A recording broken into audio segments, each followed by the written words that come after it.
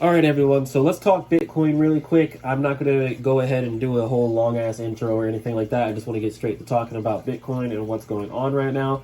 So this was a post that I made back here on the March 1st. Today is March 5th. So 5 days ago, I made this post at 6 a.m. saying yesterday was a great sign in the larger scheme of things, but I was really skeptical of that move from Bitcoin, where Bitcoin moved, as you can see down here, from 37K all the way up to 45K. And this is why now. So take a look at this chart here, and we are about to move back here really quick. We're going to move backwards. Well, forwards actually. So we're going to move forwards, and this is today. This is like recent. So this was posted, let's see if I can get the date on this one. This was posted on the 4th, which was yesterday. So just yesterday, Bitcoin had fallen down from that 45K, as you can see here, from that move, and we are now sitting around 38 to 39K, which is sitting at as current support right now. So as you can see, this was the update, and if you look right here, you can actually see that the MACD was showing signs of exhaustion on Bitcoin, guys. So I actually did mention that down here.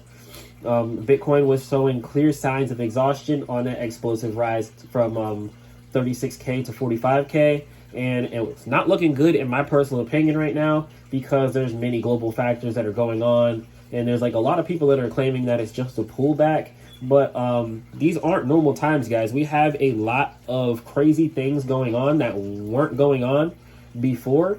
And usually whenever things are pullbacks, that's usually considering there's no like large economic global factors at play that can kind of swing the price very volatilely in one direction or the other. So pretty much right now what I'm looking at is there's so many different bad events that could possibly happen here. I'm not just only going to focus on the bad, but right now let's talk about, there's just many different things. There's the ongoing issue with the Russian-Ukraine war intensifying, that can possibly intensify even more if it becomes nuclear or anything like that. Let's really hope that doesn't happen, because the loss of life is just going to be ridiculous and just not worth it at all. None of this is worth it, to be honest. And as you can see here, there could also be China going after Taiwan.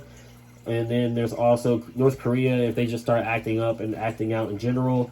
And then there's also things like that are dealing with crypto directly, that are like the XRP lawsuit, or anything with Bitcoin regulation, the NFT regulation, just anything like that can really send the market down right now. And then it's just the risk to reward right now, in my personal opinion, is just not there. And before I get any further into this video, this is not financial advice. I am not a financial advisor, but I just want to put all this information out here because I feel like a lot of people are closed-minded and they're not seeing the bigger scheme of things. Like, there's so many things that can actually plummet the markets right now, and we'd be doing a complete reset. And I believe that may honestly be something that is at play right now. So we're going to go over it, and we're going to talk about all the different factors that may lead up to something like this happening. But at the same time, if everything is going to be can be resolved, then we could see crypto actually take off. So far, there's been a lot of argument about Bitcoin not acting as a hedge against inflation, as many have claimed. And in my personal opinion, during the times that we are currently seeing now, I can't really argue that right now. And I honestly really do support Bitcoin, and I support everything that crypto stands for. But there's just so many crazy things going on right now, guys. There was actually a post that was posted recently that the government is trying to get exchanges to ban Bitcoin in Russia or something like that. I'm going to have to actually go ahead and pull that up here in a minute so we can go ahead and we can talk about that. But that completely undermines the whole point of crypto, guys. So let me go ahead and see if I can find this really quick. So there's a lot of negative things, like I said before, looming over crypto that are highly speculative right now. And as you can see here, this can seriously damage crypto. This was posted by Bitcoin News, which is a verified page on Twitter. It says, "I was disappointed to see some of the crypto exchanges refusing to end transactions with Russia," said Clinton. So pretty much what I'm looking at here, guys, is Hillary Clinton could actually be in the ear of Biden. Not even actually, I'm pretty sure it's more than likely been brought up a few times by many different individuals, and I'm pretty sure it's been considered. So they've already asked exchanges to do things in the past and have already like kind of persuaded exchanges into not doing things. Like let's think about Coinbase with their whole stablecoin thing and whatnot that they were actually doing. I did a video on that a while back ago,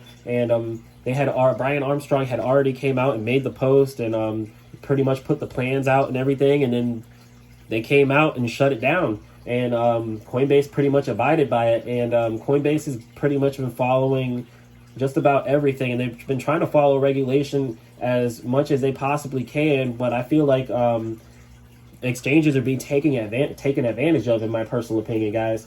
So this is definitely going to be something to watch out for, because if exchanges comply with this, see if I can open this up real quick so you guys can kind of see exactly what we're talking about here. So if exchanges comply with things like administrations trying to pressure exchanges into blocking crypto for European governments, I think that's what this was on. Sorry guys if I'm a little discombobulated, or I'm like just talking crazy, or you can't understand me, or like I sound weird. I got a sinus infection or something going on. There's a lot of pollen down here in Florida. Let's see if we can get this screen to load up here really quick. So anyways guys, it's just going to be very, very crazy, because the fact that this is even happening right now is very, very alarming, because as you can see here, yes, they're trying to block Russian users. So if this is successful and we have a number of exchanges start blocking Russian users, this is going to completely undermine the entire like main focus of cryptocurrency, guys, in my personal opinion, which is not giving these people this power. Simple as that. And one of the craziest things about this really is that I think that a lot of people aren't really paying attention to is a lot of people think that governments don't have this kind of power over crypto, and that crypto actually has the upper hand on the government, but really it's vice versa. As we've already seen with things like XRP, Coinbase, they can pretty much do just about whatever they want as long as the people continue to allow it, guys. So we're just going to have to keep that in the back of our minds as I continue on here on this video. Just keep everything that I'm putting out there in the back of your head. Alrighty, everyone. So here's the closer look. As I said before, nothing on this has been changed. Obviously, I can't change the long-term trend line, and none of these lines have been changed because the M is still there and everything. The only thing that did get switched around is this text right here from this side to this side. So as you can see here, we were currently riding, like I said before, along this, and the long-term trend line was actually acting as a lower support line below this strong channel of support here at 38K. So ever since we moved up, we have that move, right? We moved up, boom, swung all the way up to 45K, and we are currently dropped down, and we've been pretty much just leveled out down here at 39K. So here's where it becomes somewhat bullish, in my opinion, is because as you can see here, we have two green candles printed out here, and they're both pointing upwards, which is actually pointing towards a bullish reversal, which can be very, very bullish as long as we stay above this line here. And so pretty much as long as we don't drop below 38K. So if we drop below this strong channel of support, that's when we know that we're probably going to be going much lower. So for right now, this is actually looking like a bullish reversal. And if this actually plays out, then we could actually be seeing Bitcoin coming right back up here to retest this level of support here that we previously came up to, which is that 45K range, which has actually acted as a area of strong support previously quite a few times. As you can see here, acted as strong support here, acted as strong support here. There's also been like maybe like once or twice where it's acted as resistance, but not very often. As you can see here, it acted as resistance up here, and there's maybe like one or two other times where it actually acted as resistance. So this has been a very, very famous line of support for Bitcoin. So with that being said, if this really is a pullback and we see Bitcoin actually take over this up here, then that would be very, very bullish. And if we can get above that and hold above it, then I believe that 60K is in the book still. So that's the bullish notion for Bitcoin.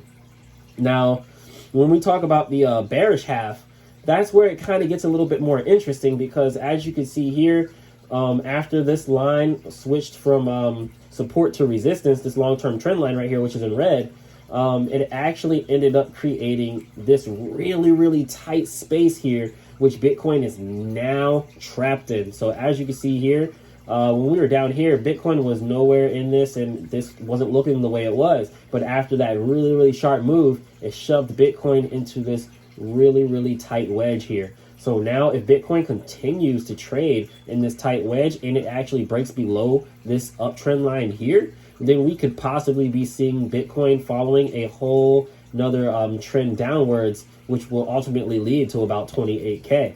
And interestingly enough, it's actually pretty much happening around the time where the Fed's going to be doing that announcement. Now, I know there's a lot of talk on what the decision on that's going to be because of everything that's going on in the world at hand right now. So I can't really say too much because I'm not sure where it's going to go. Like, nobody's really sure where it's going to go. I mean, I can say possibly what I think is going to happen, but that doesn't mean that's going to happen, as we've seen with everything pretty much in today's world.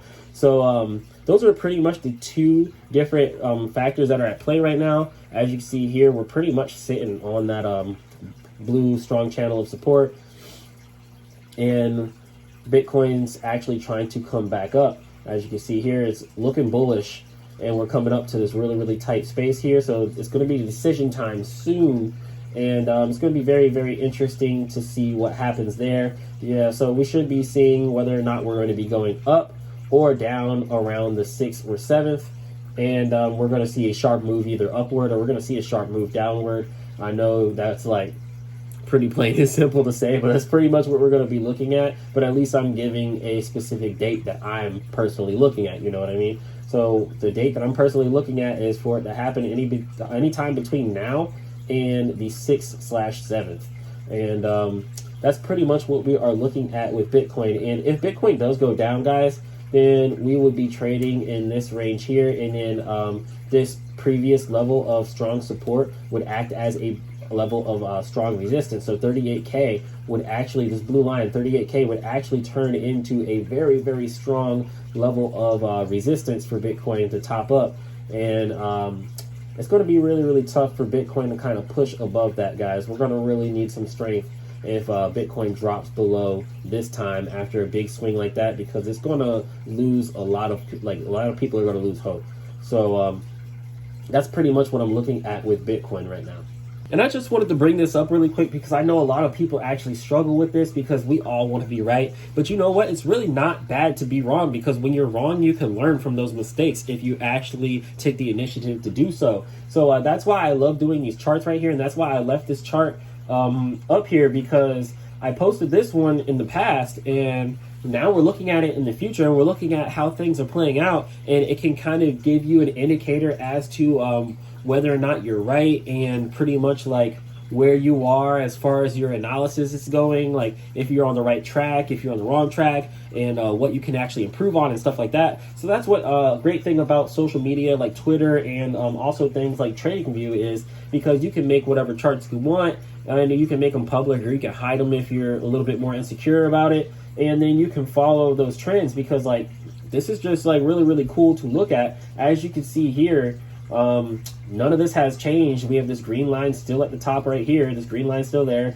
The long-term trend line is still where the long-term trend line is. Nothing on this has changed. This is still 38K support. The only thing that has changed is the price of Bitcoin and the previous price action and volatility that's been going on with it. And it's very, very interesting to watch, to say the least. But I just really wanted to put that out there because I know a lot of people are insecure about posting things on Twitter because others come off pretty strong with their opinions, and it may be negative, and you may not take a good response to that negative feedback or whatever whoever is posting. But honestly, guys, it really doesn't matter, because a month from now or a month from that incident, you're not going to remember that person's comment. You know what I mean? More than likely, you're not going to remember that person's comment. So I just wanted to put that out there, guys. So next up, we have the next thing that I'm looking at, which is the DXY, the dollar index.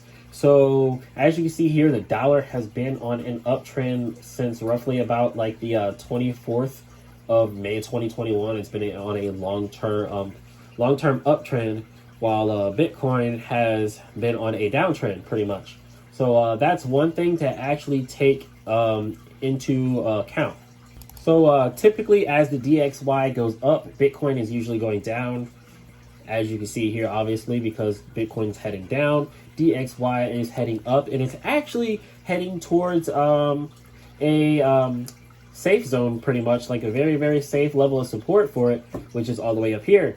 And more than likely, it's going to reach that.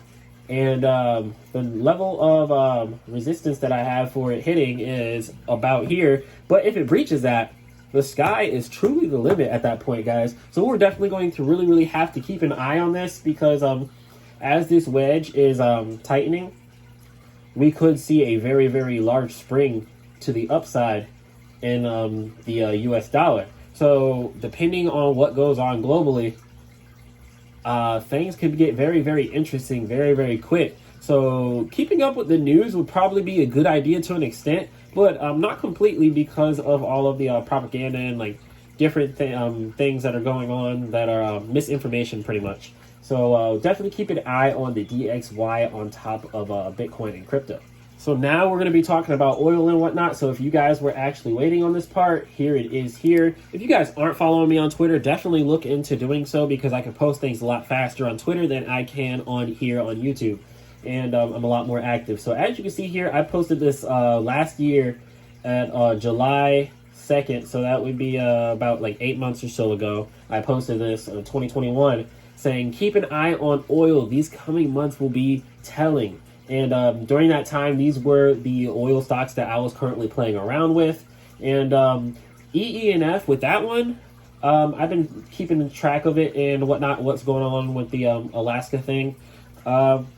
This one has a lot of potential, and with tops, I haven't really been keeping up on that one as much anymore. I kind of just fell off on that one. But between GTE and EE&F, I've made a decent return, and I'm also thinking I might make even more of a return. And here is why. So as you can see, the price of oil has been like just skyrocketing and going up. Oil is a commodity, guys. So commodities are pretty much resources. For those of you who aren't too sure what commodities are, commodities could be things like precious metals, like lithium. It could be oil and things like that, food. So just perishable things like that that people would find very valuable in a time of crisis or a time of an uncertainty like we are in now. So as you can see here, let me go back here. This is GTE. I just wanted to give you guys a kind of an example. So GTE is up 91% on the year right now because of this huge move in oil. And back when I was talking about it in July of 2021, it was around here. But I was messing around with this one. It's actually down on the 5-year, but I was messing around on this one way back around like 22 cents. I actually have a video on my, so way back around like October, I was messing around with this one and throwing like tons of money into this one. And I actually made a really nice return once it hit over that $1. I did take a little bit of profit. Wish I would have held on to it a little bit longer, but I still have a little chunk at $1.53. I'm hoping for $1.75 to $2. But that just goes to show, guys, that like going long, I've actually made a post on this recently. Going long on any investment in general is good. I know people always shame people that like don't go long and diamond hand to the end.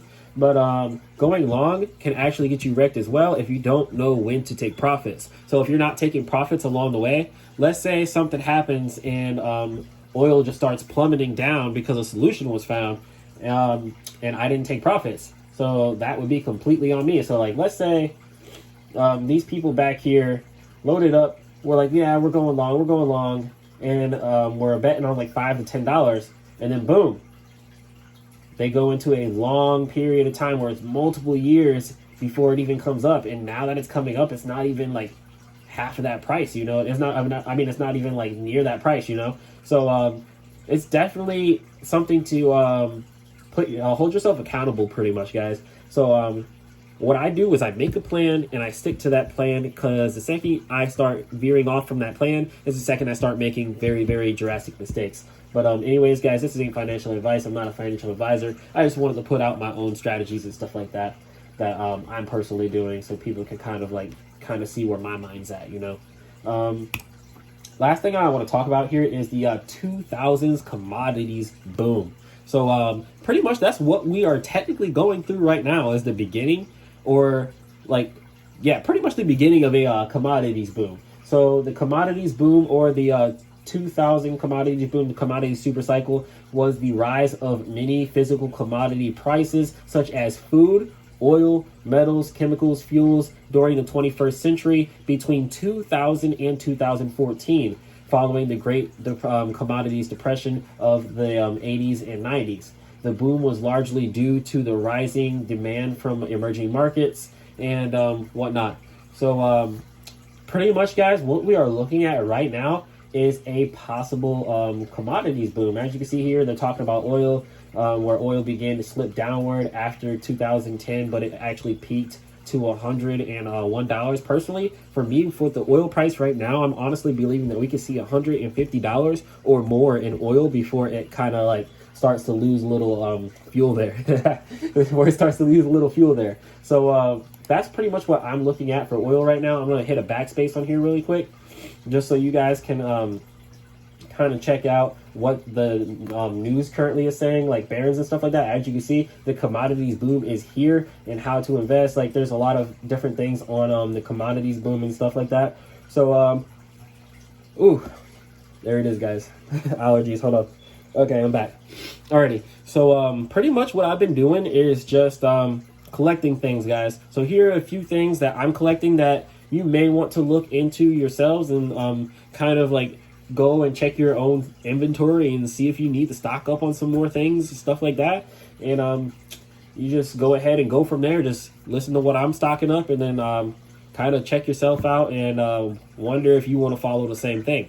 So I'm definitely not just straightforward telling you guys to go ahead and load up on this stuff or not load up on this stuff, but here are a few things that I'm actually loading up on. So I'm loading up on things like water and non-perishable foods, because you never know when the supply shock is just going to go complete chaos, and shelves are going to be more empty than they already are now. So food, water, things like that. I'm also stacking up, because I live in Florida. I'm stacking up on batteries and things like that, because we have hurricane season. So imagine having hurricane season in the midst of all that mess. So yeah, I'm definitely stacking up on batteries, generator, let's see what other things, things like that. And we are also looking into grabbing a grill, coal. So let's say the power goes out and you have like electric cooking, like an electric stove or something like that. So you're going to not have electricity if the electricity goes out for whatever reason. You don't have any power. So what you're going to want to go ahead and do then, like let's say you don't even have a stove and all you have is a microwave, then you're really screwed. What you're going to want to do is like, you're going to want to cook stuff, right? And if you got like fishing rod and stuff like that, you can go out, catch fish and cook that and do stuff like that. But it's a lot harder whenever you don't have a grill and a source of fire. So definitely I'm looking into stuff like that. I'm actually grabbing crypto. So I'm using crypto as well. So I'm just putting my money in a whole bunch of different places, guys. So I got a little bit of money in crypto. I got a little bit of money as far as I'm having a gas can here and there. As gas prices continue to rise up, I want to kind of grab a little bit of gas, put it in a can, and if I ever need it later on down the road, then I can go ahead and use that. And a few other things is like toilet paper. We've already seen what went down with COVID crisis and toilet paper. And just pretty much everything that people usually go after last minute when they realize that it's too late. That's pretty much what I'm grabbing, other than the things that are like stocks and stuff like that. That may be a little bit more specific to people who are investing and stuff like that. So with the stocks, I've been loading up on oil stocks, lithium stocks, uranium stocks, especially with the whole thing with the nuclear shelling in Ukraine from Russians. So definitely with the uranium stocks, because that's good for like submarines and stuff like that. And what else am I looking into? Helium, just a lot of different things like that, and different foods and stuff like that. So guys, That's pretty much what I'm looking at. I really don't know what else to say, but to be careful. Like, be careful, just think forward and do what's best for you and your family. Like, look out for you, look out for yours. That's all I can pretty much say at this point. Things are getting crazy. Oh, another thing, this actually reminded me. Ammunition. So ammunition as well, it's going to be hard to come across. Maybe not so things like this, at least in my area, birdshot and stuff like that. Maybe not so much that, but usually whenever times get hard and some people either aren't prepared or they're not as well off as others, that's when conflict arrives, possibly. So robberies may go up, theft may go up, so definitely want to protect yourselves as well. But anyways, guys, that's all I've really got for today's video. I just wanted to go ahead and talk about a few of these things and just kind of put stuff out there. So if you guys like these types of videos, definitely let me know and I can do more of them. I haven't really been too much on a altcoin talking spree or like just any stocks in particular. It's just really been, while I'm watching Bitcoin, keeping up with the news to an extent, with like world news and stuff like that, watching gas prices and stuff like that, and pretty much just working on stacking my money, stacking my funds, and allocating them to what I believe to be the right places. So anyways, guys, that's all I've got for today's video. If you like my content, definitely leave a like and subscribe if you haven't already. If you have any comments or questions or have any input that you want to put in, definitely leave them in the comment below and I will get back to you. But anyways, guys, that's all I've got for today's video. Thanks for watching.